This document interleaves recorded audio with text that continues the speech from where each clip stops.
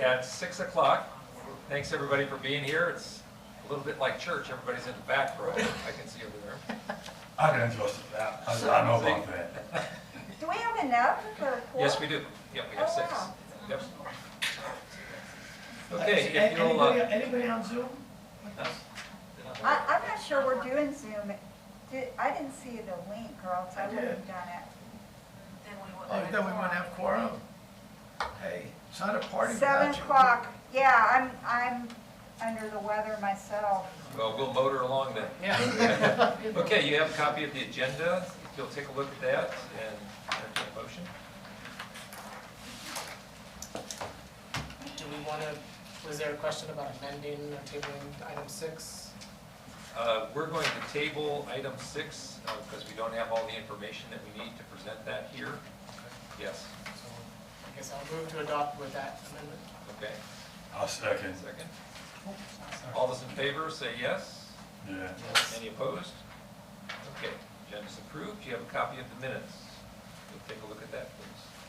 Yeah, I did. I think when we're not here, the minutes, unless you're there,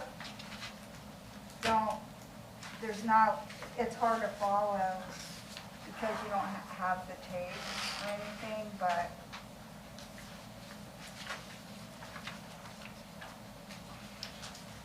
It's not a transcript. yeah, it's hard to know.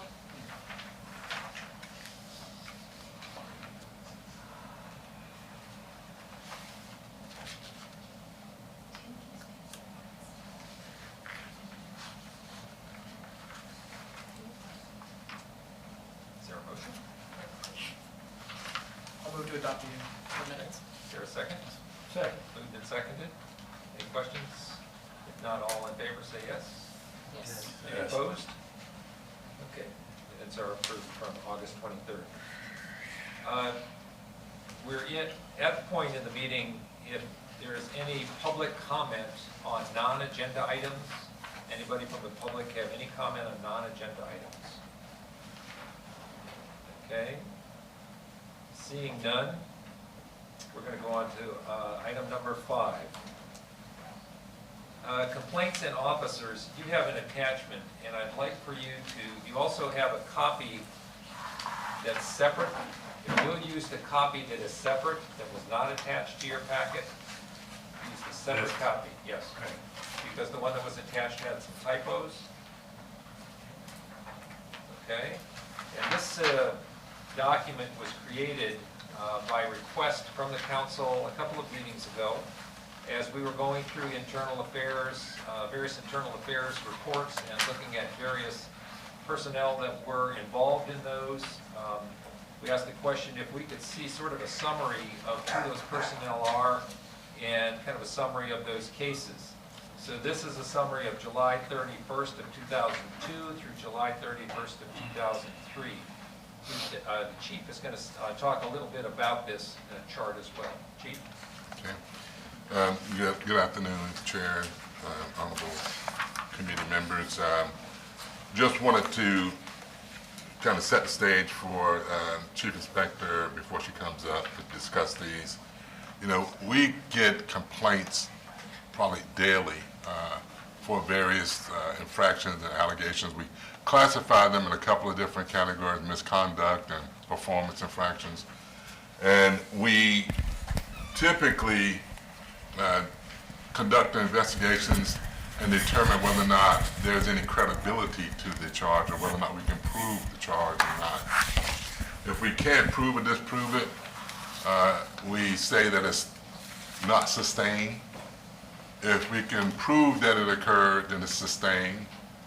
If there is, if we can prove that it did not occur, it's unfounded. And if we could prove that maybe it occurred, but the actions were lawful or in compliance with our rules and regulations, it would be exonerated.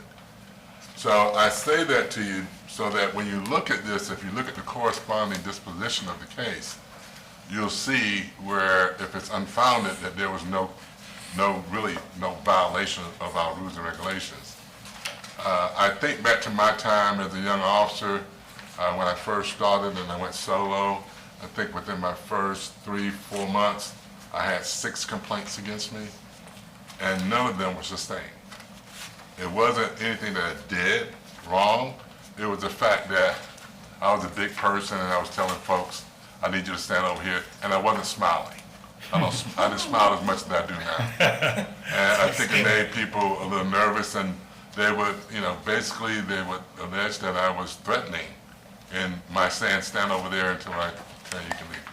So I caution that, and I think what needs to be paid close attention to are those that are sustained, which means that we found that it did occur.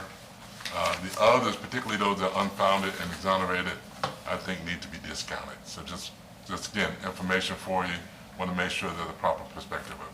Yes, sir. I was gonna ask about the exonerated. Does that mean the person took that ticket to court and is thrown out or something like that? Took the ticket. It says a traffic enforcement violation. So does that mean that the violation was? No, and sometimes people allege, so they may say that this person gave me the citation and it wasn't justified. Well, the proper place for that, quite frankly, is in court. The court determines the validity or the accuracy, whether or not it actually occurred or not. Or they may not have liked, the fact that they received the citation for a traffic crash where they didn't think that they were at fault, but they end up being at fault, and the officer determined that, and when they went to court, the judge may sustain it as well. The court action and really the officer's action are independent of one another, because you can actually have a person that's issued a citation, and they may be found not guilty of the citation, but they allege that the officer did something improper, and the officer may not have done anything improper. So it's a little complicated, but it's a case-by-case basis, and that's why we have the chief inspector here to explain each one. Yes, sir. Chief, were any officers dismissed as a result of anything on this chart? I think we have a couple, and I'll let the chief inspector get to that. I think we have a couple. One's resigned in lieu of termination, and the second one we terminated. If my recollection, I'm a little older, so my memory might not be as sharp as the chief inspector's, but I believe that's two there. Yeah. Just one right now, but the other one didn't make the list because that person has just one violation.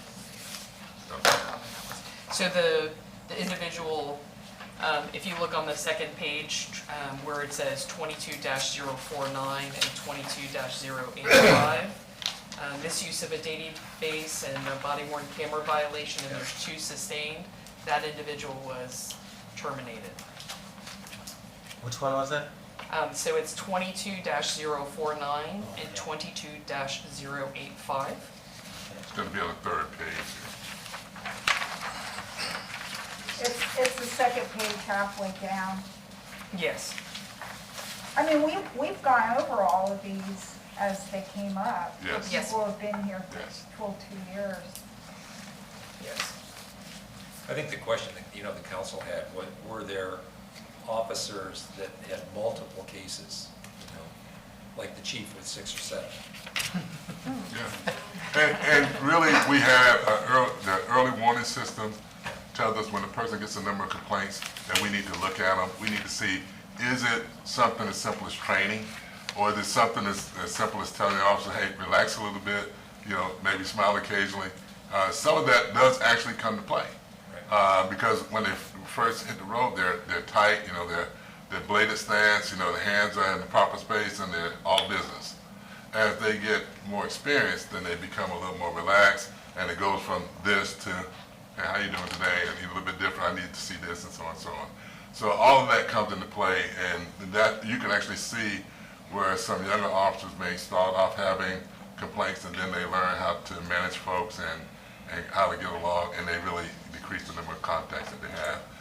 But it's not, we have the system in place for early warning to make sure that we pay attention to it, whether it's sustained or not, and let's look at this, let's pass it to the supervisor so that they can pay attention to what's going on here.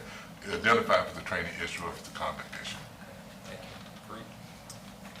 For a case or a situation like, let's say we have an officer with 3 out of 4 of his cases were sustained. What's the recourse for that? So, just how we work through E3 in the discipline matrix, several of those, one's workmanship, one's, I'm using one of the examples here, one's like a digital photography, the improper use, and then inefficiency in job performance, depending on the rule violation, will be the recommended discipline. And in most all of the circumstances where you see like inefficiency in job performance or productivity, workmanship not up to standards, most every single one of those internal affairs cases that you guys read this past year, you recognized that you would see an educational portion added to the discipline, right? Where we're actually mandating officers to go back to training, whether it's training with the detectives division to learn how to do a domestic investigation better, or it's drivers training where we have officers who are crashing cars multiple times. We'll send them back out for remedial driving training. But our mandate, and that has been implemented for the 3 years that I have been the chief inspector, has been education, training, fixing, helping, mentoring, and managing these incidents when we have them. So that's been the push from Chief Scott from the very beginning, and also Chief Jones. So. Question. Sure. I'm looking at the allegations list, and I have to assume I may be wrong, but the allegation where it says digital photography, is that in reference to the Terrell Bradley case? Yes, sir. That's all what I thought. Okay. Yes, sir. Now is that something that has come up before? I mean, I know what happened with the Terrell Bradley case, but is this kind of a new allegation or violation because of that case last year? In my time at the police department, I haven't known of anyone utilizing a department camera or a department device to inappropriately take pictures of individuals. That may have happened prior to my role that I'm in now.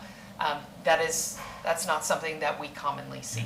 I could look back as far as we can, but I really don't know. And realize when I first started, we had rolls of film and Polaroid cameras, and Chief, we had horses to ride and all that kind of stuff. Well, I mean, even if it wasn't, I'm happy to see it because, as we all know, that was an important aspect of the case last year that involved Terrell Bradley. So I was looking at that, and I just assumed that's what it was about. And Yes, so sir. therefore, I'm glad to see that didn't fall by the wayside, and that was determined to be not proper, as we all know. So I wanted just to make sure that was the reason why it was included in this Absolutely. complaint list. Absolutely, Reverend. You'll also see there's a couple body-worn camera violations. I saw. And sometimes when we're just reviewing a case and those come to our attention, we immediately address them because we understand there's a policy to follow. So if we come across a violation that isn't in the initial complaint, those are also addressed with whatever is done by E3, but also with training and education of the officers to say, hey, we're looking at everything. So. That's good. That's good because when that happens and all the bases are covered and all the aspects of the investigation is dealt with, then that's the best way to deal with it, to bring it from point A to the conclusion. So that's why I saw that. I said, well, I figured that's what it was, and I'm glad to see that that's on here. Yes, sir. Other questions? I mean, if you remember, all the officers were found to follow proper procedure for everything with the traffic stop, except for that they are taking photos and communicating with each other in an inappropriate way. So they only got in trouble for that. None of the same thing, many of these, improper traffic stop, unless it's an administrative, a bureau investigation, many of the complaints by citizens or by people against the police seems to always be found unfounded. Improper arrests, excessive use of force. So they seem to get in trouble if their productivity is not good. It's just an observation. So productivity is a little misleading in the word that is used in that violation. So sometimes it's not following our policies and procedures the way that you should in the manner in which you conduct an investigation. And we use the term productivity because it is part of the E3 disciplinary matrix. So I'm not saying that you need to go out and do this work this many times. We don't have quotas, we never have. That's not what that word means in here. And the use of that word is usually in not following the standard procedures and protocols that are set up in our general orders.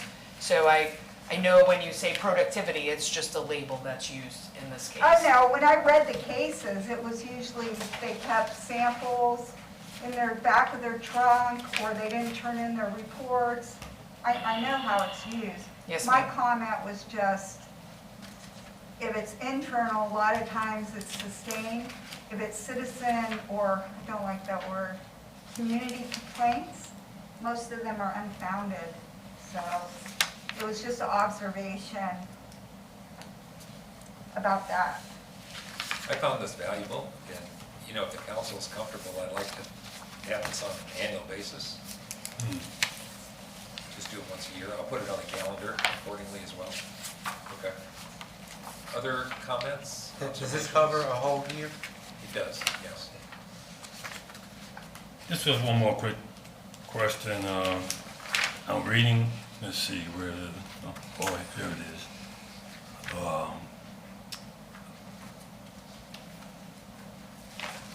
So I lost my place. It had to do with criticism. Okay, it's on the third page from last year, received 11/14/2022, and it says the statements of criticism. You see that? Also, IA 22074. Rebecca Holcomb? Third Yeah. page, second Holcomb. case. Okay, gotcha. Statements of criticism. Yes, sir. Yeah. So that's the case on Facebook where there were improper comments made about a coworker and it was sustained. That's a case we did review, and was it last meeting or the meeting before? Maybe the meeting before, 2 meetings Okay. ago? 2 meetings. Yep. Yeah, I think I remember that being made a reference to a little while back about some sort of Facebook post or something that happened. Okay, Yes, sir. okay, thank you. You're welcome. That's where she criticized the people involved in Mr. Bradley's case. Yeah, I think I remember. Okay. Of course, now with social media, there's so much abuse of that sort of activity because of the fact that it's so easy now to go on social media and do that. So I understand that what happens, it has to be looked at. So, okay, thank you. You're welcome. Yes, sir. Free. Is the violation statements of criticism, or was it a social media? I apologize. Say that again. Is the actual violation statements of criticism, or was it a social media violation? Well, it's part of our social media policy, Okay. but it is the statements that were made in the manner and the tone in which they were made while representing yourself as a law enforcement officer. Gotcha, that makes Yep. sense. You have to be unbiased in all comments. Okay, any others? Thank you. You're welcome, sir. Next item is on the agenda. This came up from member comment, and I had mentioned that it would be appropriate to put it on as an agenda topic. So it's here, open container discussion, and I'll just put that on the table for comment, discussion. Well, What passed is, I think, gonna be a lot better for the police department. I talked to a few commissioners myself and said, you gotta be kidding, it was making Gainesville into party central. And commissioners who I normally agree with didn't agree, some of them. They felt that, you know, if somebody steps on their front sidewalk with a beer can, they shouldn't be arrested. Well, they're not gonna be arrested anyway. But it was a necessary law, made police enforcement very difficult. Yeah. And the entertainment district now will have to be, they're still working on defining what that is, and I don't particularly know what it should be. Yeah, where the boundaries might be. what Yeah, that's flexible. Might be allowed or not. Yeah. That's flexible, but I know the chief asked for some support on that, and Captain Finelli asked our neighborhood association if we could support it, and we did. Well, I'm the one that brought it up to support. It's changed since then. It seems like it's gonna pass, so if Pass first reading. if Yeah. people want, doesn't seem like the commissioners are gonna lose votes. So I'm not as hyped about us supporting GPD. I mean, I think it makes sense that people drinking in the garages and they're shooting, so this board should support what the police chief has said. But, I mean, I don't know if they'll do anything since Right. the commissioners I know are pretty steady in the way they're gonna vote. What was the vote in the first reading? Was it unanimous? 4-3. 4-3, oh, 4-3. Not even close to unanimous on that. Okay. And there'll be a second reading and adjustments of the boundaries. Did I get that right, Sheila? Yeah, I mean, it is, I mean, the reason is, part of it was discriminatory. I mean, that they feel like that when African Americans are in a neighborhood partying with open cans, they're the ones who get arrested. But I think it's kind of gone beyond that, where if there's hundreds of people downtown and there's a shooting, something needs to be done. I mean, So, we had near where I live, 15, 20 years ago, a lieutenant was mowed down by, you know, drunken student. Yeah, Corey Palmer. Jacksonville. Yeah. He was mowed down and there were people all over with open containers. Yeah. He had been one and then got in his car, and so I you know, it varies. Sometimes it may be an African-American crowd, sometimes it may be a Latino crowd, sometimes it may be a white crowd, Yeah. but the problem is universal. Yeah. Well, and see, it's a double-edged sword because you also have to be concerned about our officers gonna be tied up enforcing something like someone drinking when somewhere around the corner there's a shooting occurring. And so you don't wanna put too much work on officers to deal with something petty when there's a bigger issue going on, because this came into place before the gun violence really skyrocketed to what it is now. So you gotta be cautious of how you enforce it. Yeah. I mean, I get it, I definitely get it, but then there's also the aspect of someone that's gonna do wrong, they're not gonna ask for permission to do wrong. People are gonna still drink and drive. Yeah. People are still gonna be publicly intoxicated. So there's that aspect as well.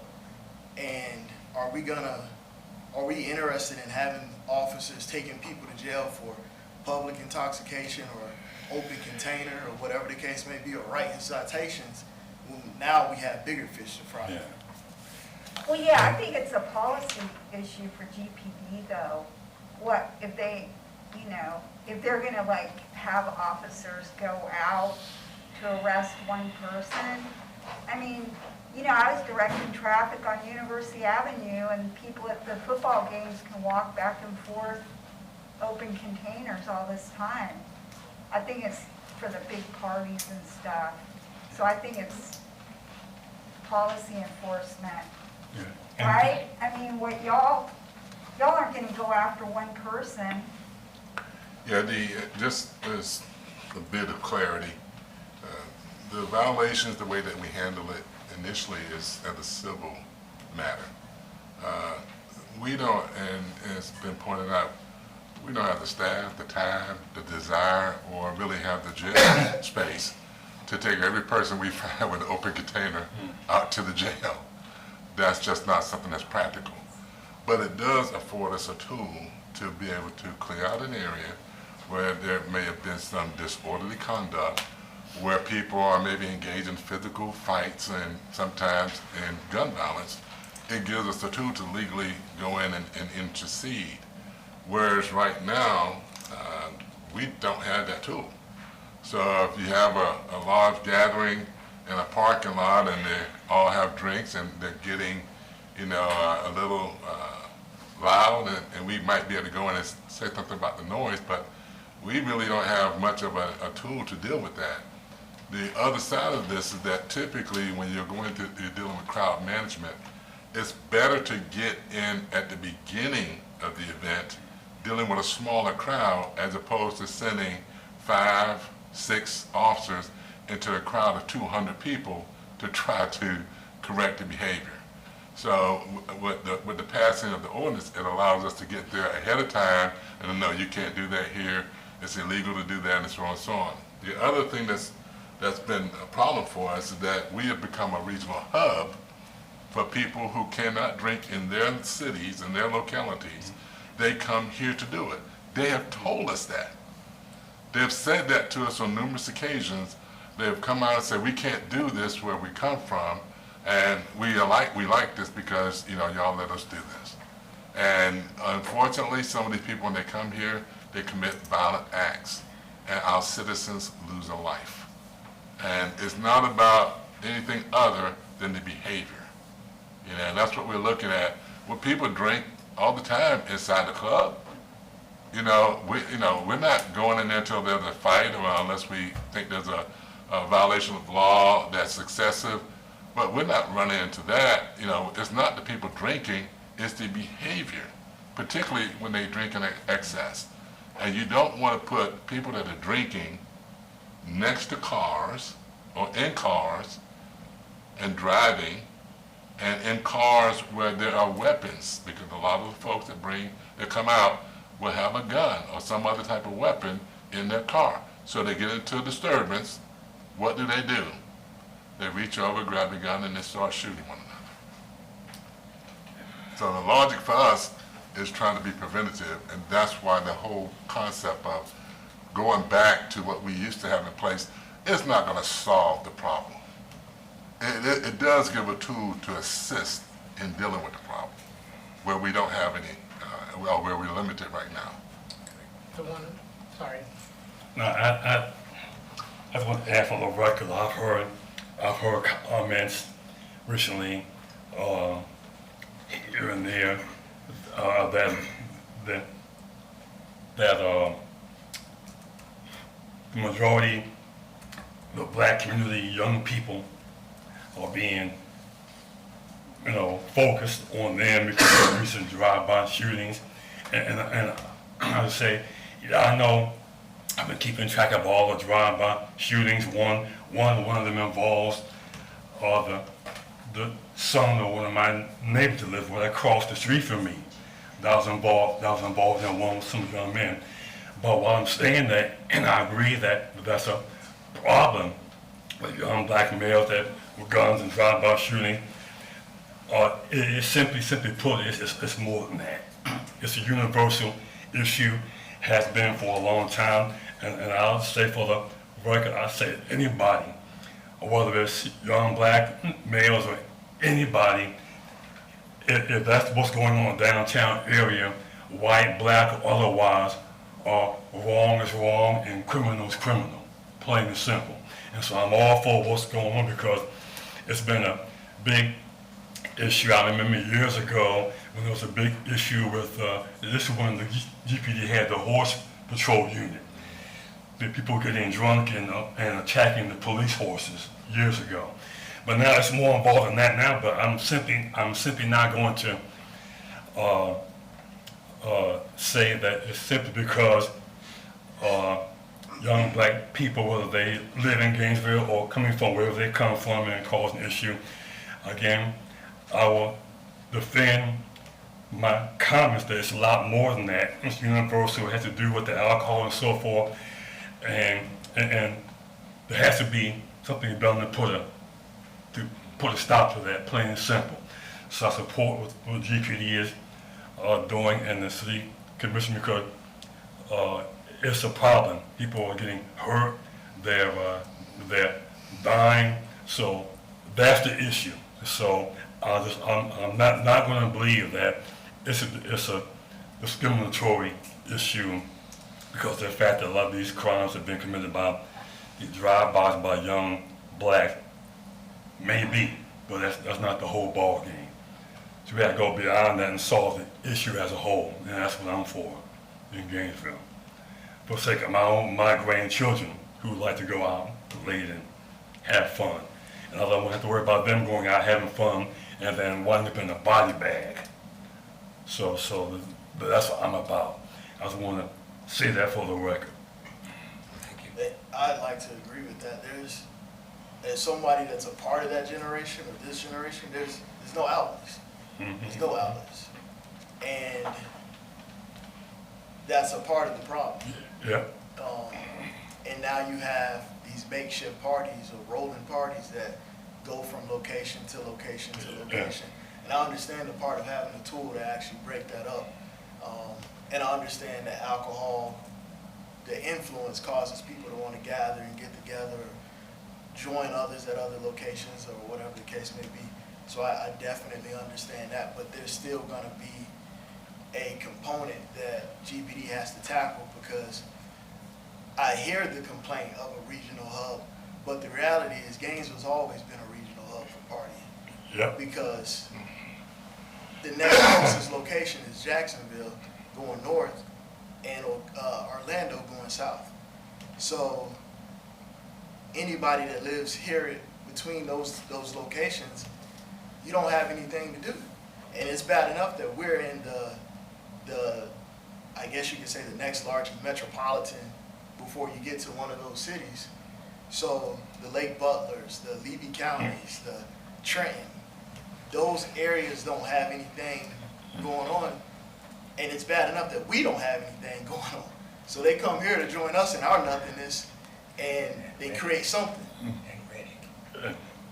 Say that again? Oh. My generation, it was marijuana parties outside.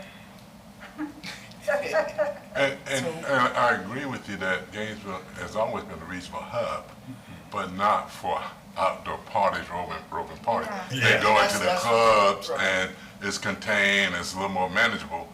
But when you have it scattered throughout the community in various different places, you strain the resources that we have, limited resources, and makes it more difficult to manage and to keep people safe. And see, the outdoor parties aren't necessarily a byproduct of the open container. They're a byproduct of the club shutting down. So now where nightclubs have kind of become obsolete, the big thing now is block parties and rolling parties. That's the new thing now. And you can go back to Project X, or what was it, 21 Jump Street, where they had the random block party in the neighborhood and everybody came, and that's the new thing now. That's kind of been the thing for the last 10, 15 years. Eric? So I guess my slight pushback is more different administration, I understand, but back when we had the container law come into force, being in the courthouse, day after day, week after week, month after month, what you saw in the criminal justice system was homeless person after homeless person after homeless person after homeless person in court facing open container laws. And you would see the same homeless person week after week, month after month after month with the open container. You hardly ever saw in a court system people from a party, people from an outdoor social event or anything like that.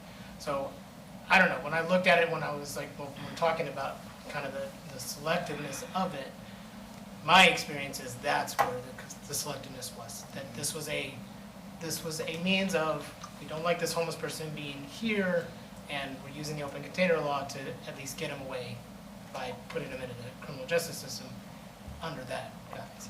So, You know, I've worked downtown for many years, and the crowds that we were dealing with weren't homeless people. They were the University of Florida students. And then I think the homeless folks, when they did get encountered, typically it's the result of somebody calling us about something that's going on with them, a disturbance or something along those lines. We used to have camps in the wooded areas. Officers did not go back into the wooded areas to see who was drinking. You know, they left people alone unless we got complaints about it. And again, we focus on the behavior. And if that behavior is disruptive and unruly and it's in a public setting, whether you're homeless or you're homed, we're going to take proactive measures to try to address and resolve it to maintain the public safety. And that's our primary focus. sure, and I guess what I was looking at was if someone was calling, not necessarily, I get it, unruly behavior, completely fine, but it was calling as, I just kind of don't like this person hanging out, you know, in front of my business or in front of my area or around my car. The open container was often what was used to get them away from that place, right? Whether there was unruly It can behavior be. or not. It right? can be, yes. Yeah, and again, I understand with different administrations, and I'm not seeing the full picture. I'm just saying, being in the courthouse, that for year after year after year, that is what we saw open containers with. But to get to the point where we physically take somebody to jail for it, you have to either be aggressive, refuse to identify yourself, something along those lines. Our easy out, quite frankly, is here's a citation and let you go and be done with it. It takes an officer, if we're telling we have staffing issues, it takes an officer out of service for anywhere from, you know, probably 40 minutes to 60 minutes to take a person, put them in a car, drive them out to the jail, take your gear off, check in, take them inside, complete the paperwork, leave them, come back. And we can't afford to lose that many officers going out there. So you see an increased use of civil citations and things along those lines. I get, and I certainly understand that. Right, I go in Judy Flaherty's, the David Williams, the homeless people that were there that were getting arrested all the time are there.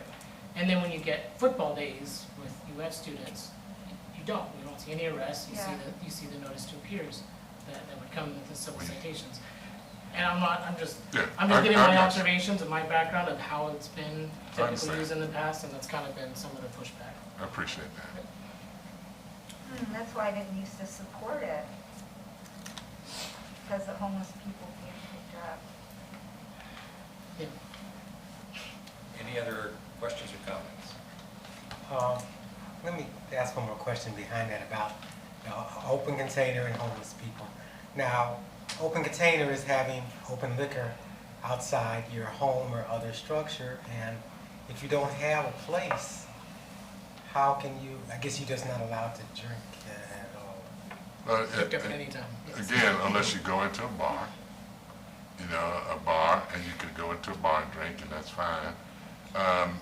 The odds that we are going to go, particularly at night, expend the resources to go into the wooded area where people have camps, looking for open containers and go, aha, I got you. The odds are minute that we would expend that kind of energy and time to do that type of thing. If you're on the street, and particularly if you're being disruptive and it attracts attention and it causes us to respond to a complaint, yes. But whether you're home or homeless is not your class that we're looking at, it's the behavior. You could be a person that has a home, and if you're conducting yourself in that manner, we're going to be dealing with you in the same manner as we would if you were homeless.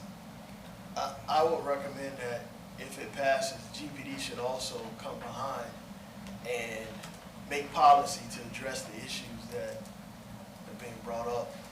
Because to Aaron's point, yeah, you have the departmental tool, but then down to the individual level, you still have an officer that acts independently and has discretion that can't be taken away from them.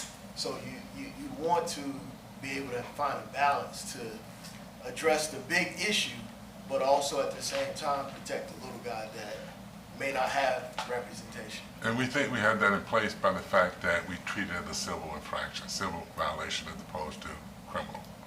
I mean, think about that. Years ago, they talk about the horses and all this stuff. When I started, you had an open container, you were subject to being taken to jail.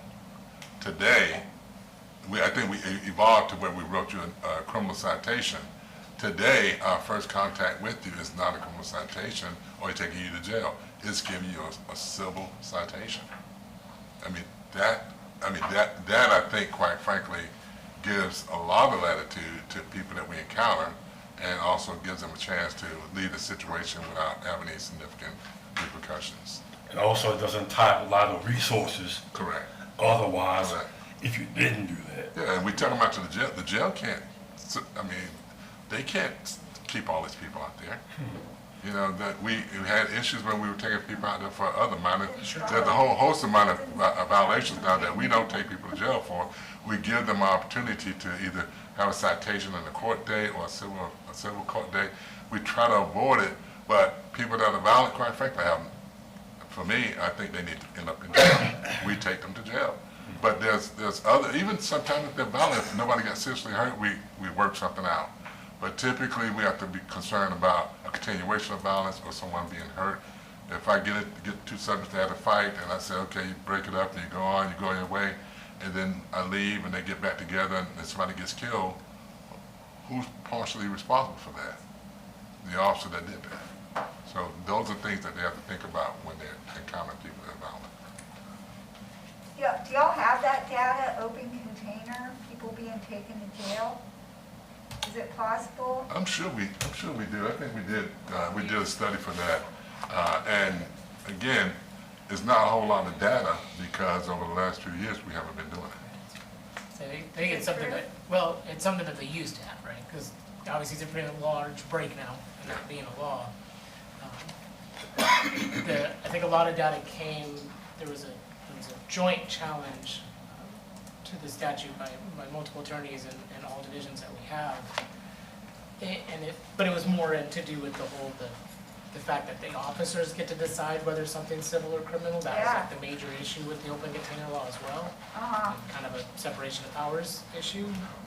So I don't know if that may be another challenge, and all that data may be coming back if they do it again. But, We do have the data 2017, 2018, 2019. Goes The back a ways. moratorium happened in 2020, so after that, we don't have any. And I will provide the data to Deborah and she can provide it to you guys. No problem.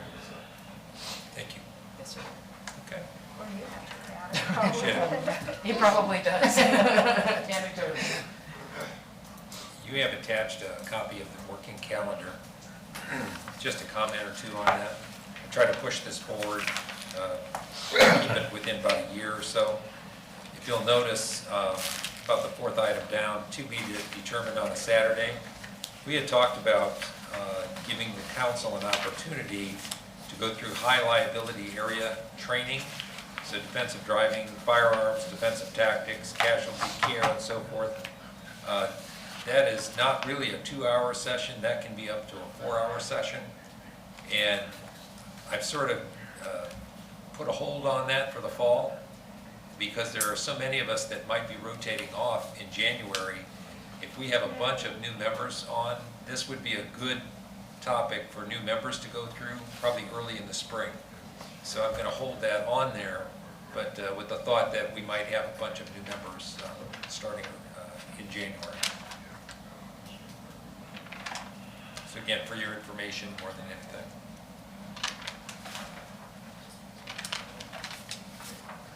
Okay, we tabled the capital crime 2-year update. We'll bring that back. Were there any other questions that you wanted to ask the chief in general?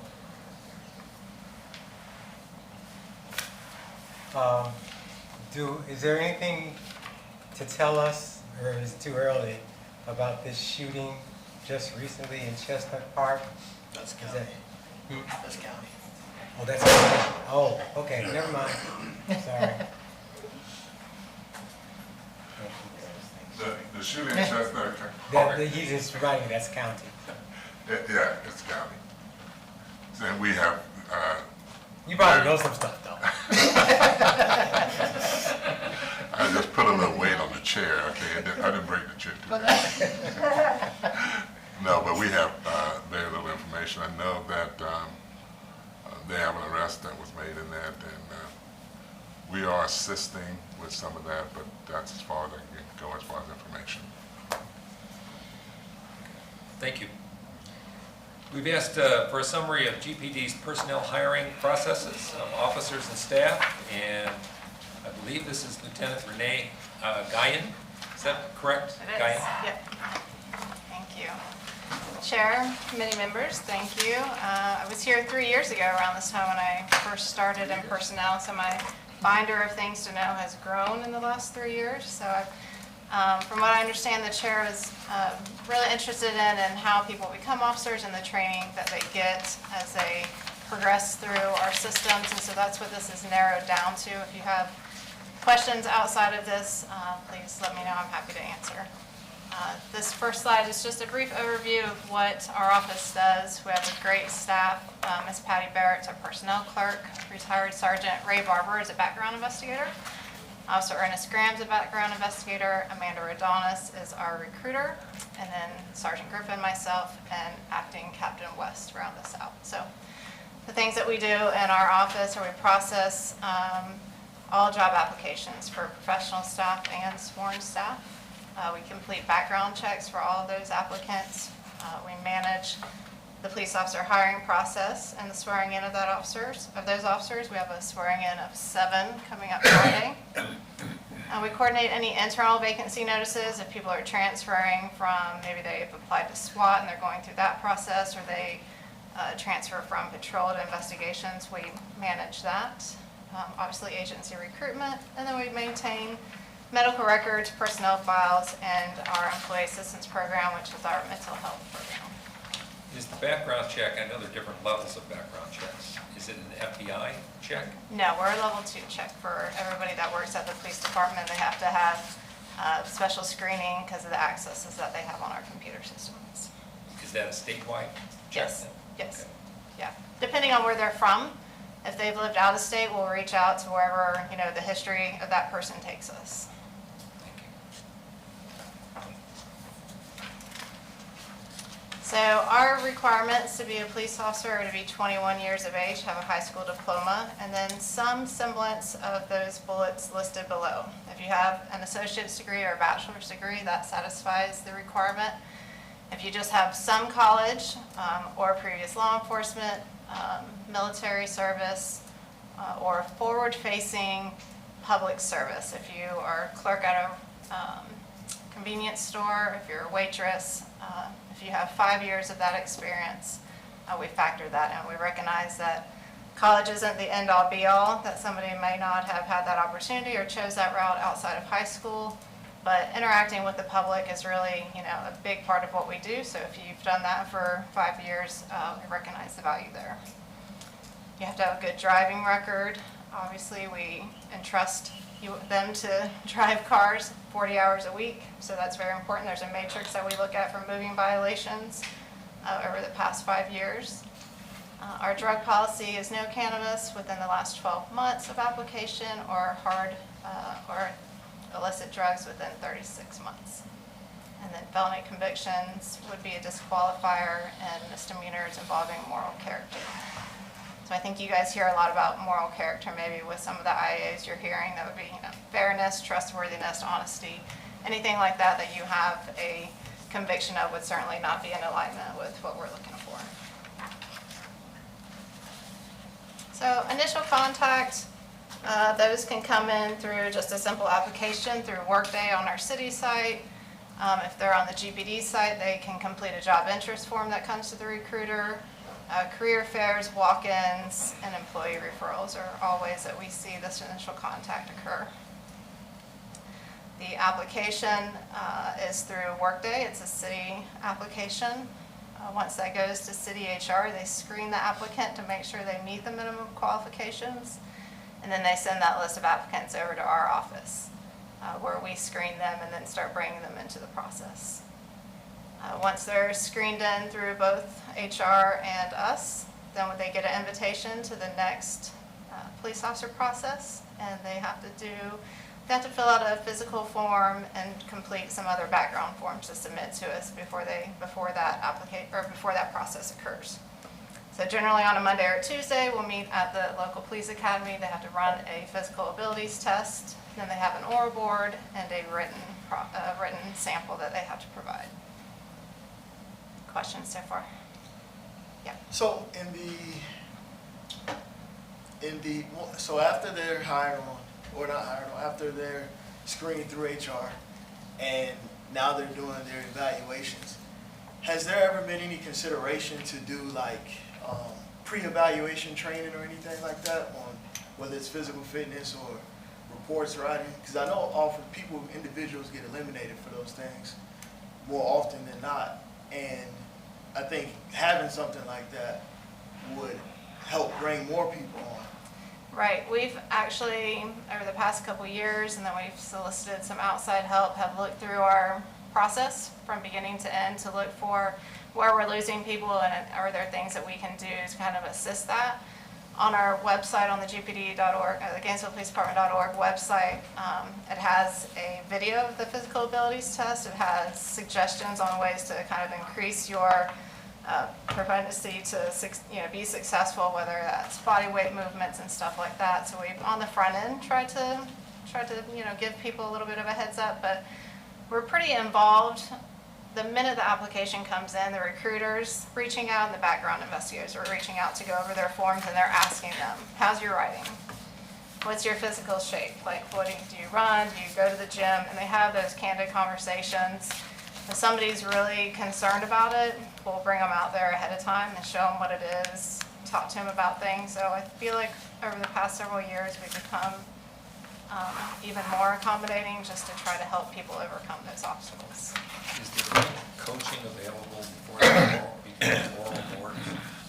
We have done it in the past with people that have said that they struggle with that, where we've done mock oral boards with them just to help them, because we understand that it's probably not something a lot of people have done in their life, and that can be a place they get really nervous or they stumble a little bit. So whether it's we get that information on the front end and we can do it, or they go through a process and they're not as successful, then we pull them back before they go through a second process and kind of try to help them with those skills. Yeah, I participated in a couple of oral board panels now, and when a person is asked a question and the answer is it's a short drive and it pays well, that concludes my answer. Somebody needs some coaching. Right. And that's not just one individual, that's several individuals giving very short responses when they have an opportunity to talk about themselves and their experiences and who inspired them and whatever the case might be. And I would again stress the coaching piece on that. And I think the chief would probably echo that. I think they see that on the panel too. We tell them this is the time to just tell them as much about yourself as you can, explain to them why you want to do this. We do our very best. I think the nerves really, either they're just not invested, and maybe that's what you're seeing, or the nerves really get to them. But there is a lot of conversations beforehand about how to dress, what to expect, and how they can be best successful. Okay. So background. Okay, and so the background goes through 4 stages of review. I review it, Captain West reviews it, Assistant Chief Moyer reviews it, and then the chief ultimately reviews it. If 4 of us all approve on that background, then they move forward into a chief's oral board. So the chief and the assistant chief, the chief inspector, or one of the captains will sit on that oral board with this person, and they'll make the final hiring decision if this is somebody they want to extend a job offer to or not. Once there's a job offer extended and accepted, then they go through 3 more reviews, a polygraph, a pre-employment psychological, and then the stress test, which is a physical.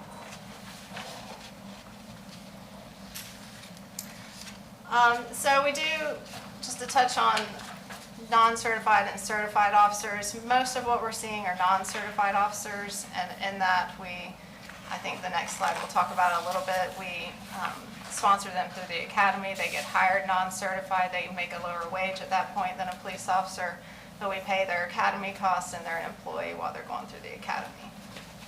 If they come to us certified, depending on where they're coming to us from, they might go through an equivalency of training.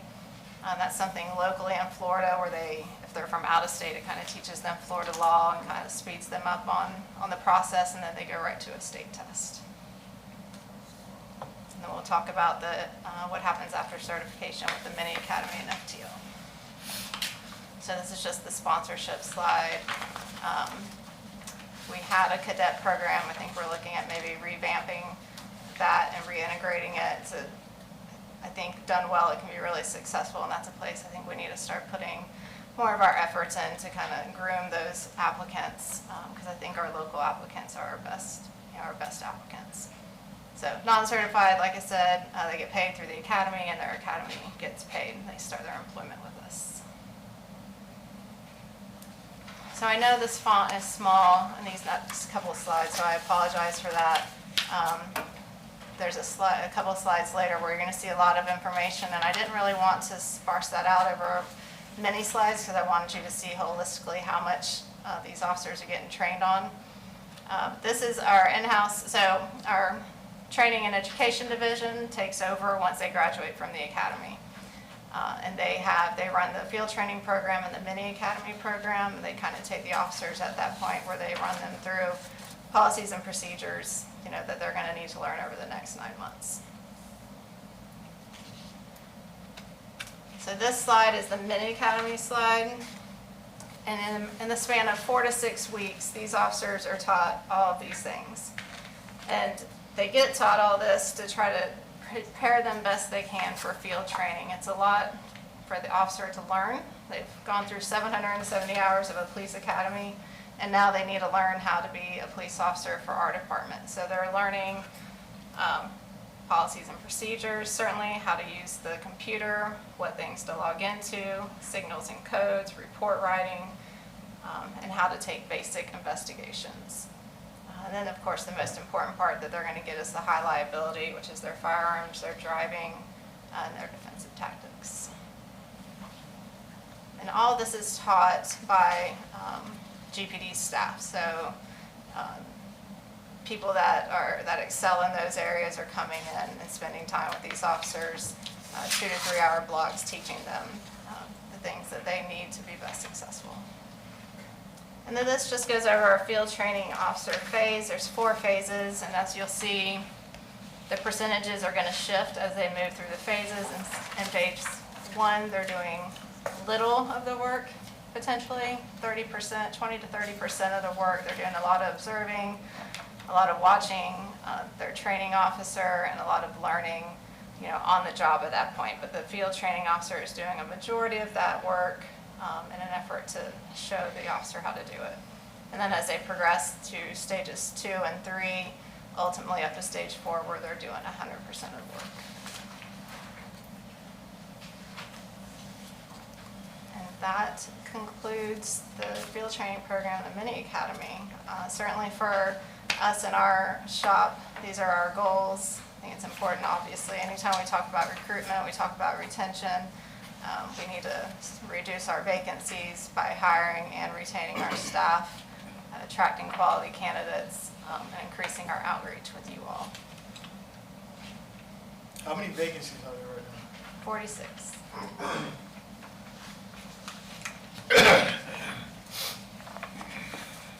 Yes, Kelly? At the very beginning, after a background packet is approved by the chief, that psychological and stress test, is there a protocol of ever repeating that in the career, in a long Leo career, like every 5 years or 10 years or something? We've talked the psychological would happen if there was a fit for duty. If there was a concern that there was something that the officer was struggling with and we needed to reevaluate them, then a full fit for duty would be done. We have psychological services available, unlimited for the officers at this point. There has been conversation in the past several years of mandatory check-ins, every 1 year, every 5 years, and I think that's still kind of being decided through command staff and the unions what that looks like. But a lot of agencies do it where there's, I will say in our criminal investigations for the investigators that deal with sex crimes with children, they have mandatory check-ins that their supervisors facilitate for them. So is the idea of a calendar of retesting for everybody, is there resistance from that, from city commission, from administration, from the union? Why is that stuck? I think the concern, it isn't from the commissioner, I think everybody supports it in theory. I think the crossroads usually is what happens if the officer doesn't show. How do you get the buy-in? If the officer doesn't show, is there discipline involved? Is it voluntary? Right? If it's voluntary, that's one thing. If it's mandatory, then is there some type of recourse? I think that's where the conversation gets a little sticky and is up for the chiefs to sort out.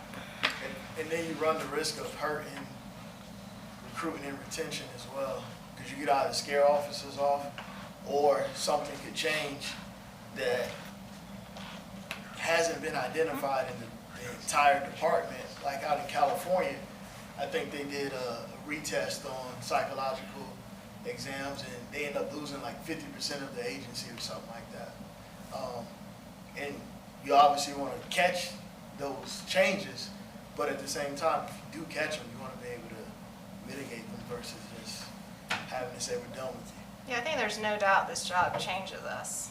I think the push right now with our new EAP professional, and she's come into briefings, is how can she help on the preventative side? How can she get in with the officers before those changes start to occur? So I think building those relationships is really where we're headed, and I think we're on a good course for that. We had looked at actually doing that years ago, and the cost was an issue. And I'm talking about 15, 20 years ago. Cost was an issue. We put in certain protections that allow us to monitor the officer's state of mind. We have triggers that kick in when they deal with traumatic incidents, when they have observation by a supervisor in a change of performance, change of behavior. So it's really up to the supervisors to monitor the behavior and see if there's something that's going on, or we know that an officer is doing something. You have conversations with people who say, this officer has received more complaints. They've been working for us for 10 years, they've only had 2 complaints before, but within the last 5 months, they've generated, say, 5 complaints. Those are triggers that cause you to evaluate that officer's fitness for duty. We do what we call a fitness for duty if we believe that an officer is not fit mentally and or physically to perform their duties. When we deal with traumatic incidents, when we deal with situations where there's a loss of life or a situation where there's gunfire, you have to check in with the officers and make sure that they are okay emotionally and mentally. Death of a child is something that definitely takes a toll. So we have a group briefing. We used to bring in the EAP person, the psychologist. They would conduct that briefing. They would sit down and talk with folks. Then they offer opportunities for people to talk with them individually. We had to get rid of the stigma that used to exist for law enforcement, that if you had an issue mental health wise, your career was over. That no longer exists. We have folks that we encounter, and because of that, it makes it more accessible and people are more willing to come forward if they have an issue. And sometimes they recognize that they have an issue and come in and say, hey, I need help. I'm going to go to EAP. And we make that as comfortable as we can and make sure that we maintain the security of the officer and the citizens as well. Thank you, Lieutenant. Thank you. It's very valuable. The packet is incredibly valuable. I get this random question about training all the time, it seems, and this is going to be very helpful. And I just want to say thank you to you guys. I know that you guys don't get paid to be here. This is voluntary for you all. And I'm thankful to work in a city and work in a department where we can sit around the table and talk about these issues and hear each other's points of view, because I think that that's incredibly valuable. So I just want to say thank you for that. Thank you. Thanks. We're going to move on to post-IA investigation reports. There are 4 or 5 of those. The first one I'd like to look at is 22-029. This was an administrative review. Officers were shot at and returned fire, and the administrative review came back. They were absolved. Any questions in that case?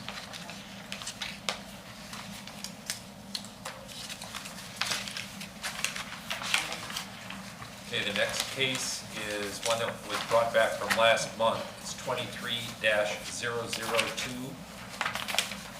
This was a charge of improper investigation of a domestic battery. The person filing the complaint identified 5 separate issues. None were found to be true, and this was unfounded. Any comments, questions on this case? I think it was just returned because it wasn't redacted properly last time, right? Correct. Yeah. But I apologize, No, it came back from last month because it wasn't redacted the way it should have been. correct, that is true. We have a software that does that, and some keen eyes from Ms. Holt caught it, so we had to. They missed it Uh, in this group, yeah. Okay, Okay, next case is 23-009. This was a charge of improper investigation. The statement read as simple battery in a report, but the heading was sexual assault. This case was sustained. The officer is receiving additional training in sexual assault and received verbal counseling. Questions on this case?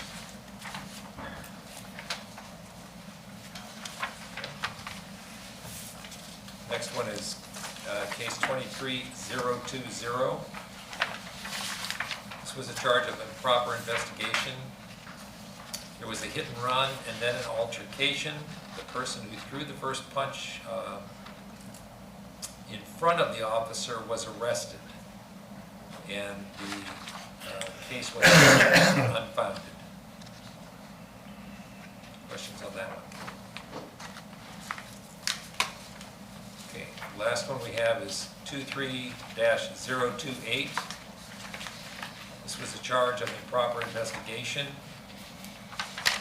There was a fight. There was no information on who started the fight, which led to no arrest. And this was unfounded.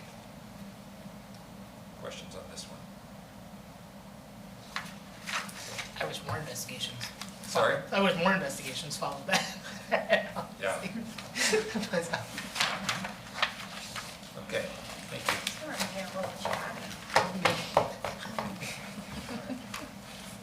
Sorry, fill in time. Okay, is there any public comment on any agenda items that we've covered tonight?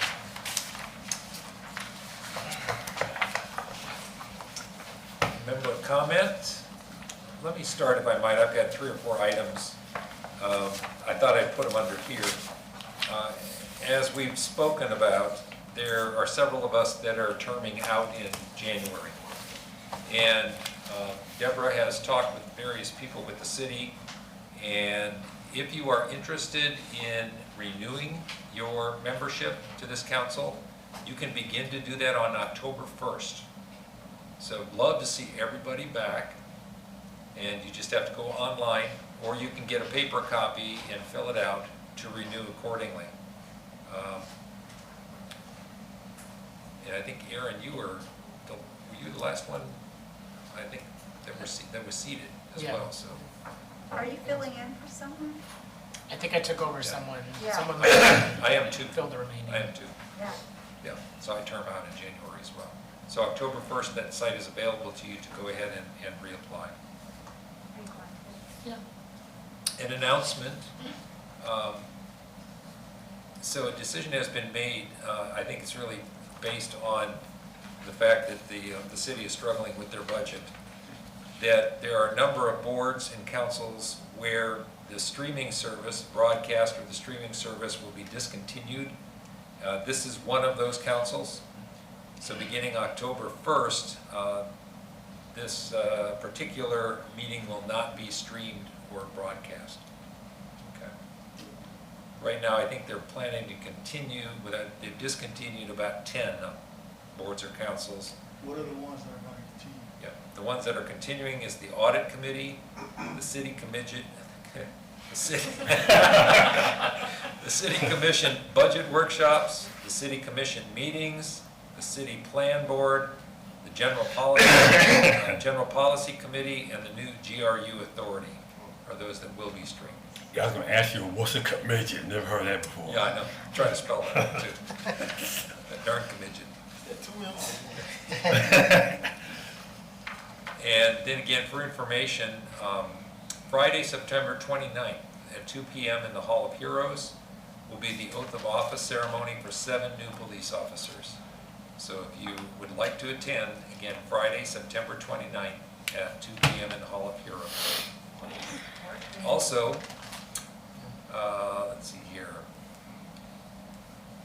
October 17th, beginning at 10 a.m., GPD police officers process in the Hall of Heroes. So members of our council are invited to participate in the oral boards panel for this process. And I have participated on 2 occasions. I did this about a week ago as well for 4 candidates. They were all certified. Not too bad candidates this time around, in my opinion, as well. I think it's a great experience for us. It's a great experience to have a person on the oral boards that's not a police officer as well. So, and I'm going to try to continue to do that. You know, as long as I get notice and I have time, I'm going to continue to do that. Those were my comments. Oh, I need to also mention that I was contacted by a student and was interviewed by a student for a course at the University of Florida. And I thought she might be here tonight, but I don't see her, so we'll see if she follows up. What's the course? I don't know. I'm sorry, I didn't ask. But it was general questions at that point, the council, its purpose, its membership, who we report to, those sorts of things. So sort of general. Okay, other comments, member comments?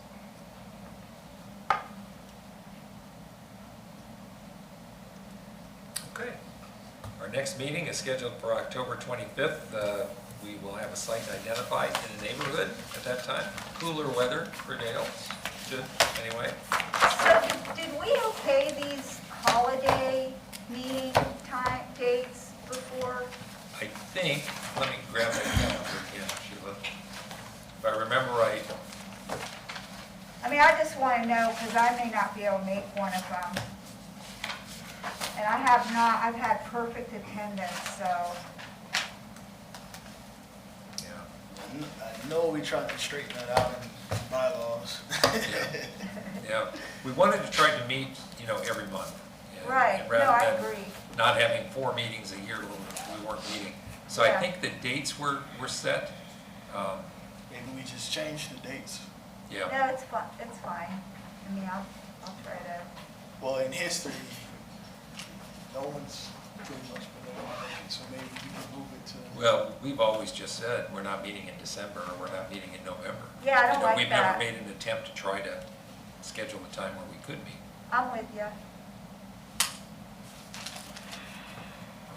So this December 13th, it's already arranged with Reverend Cox? Not yet, Oh. not yet. That's where we'd like to be. Okay. Any other comment? There is no objection, we stand adjourned. Thank you.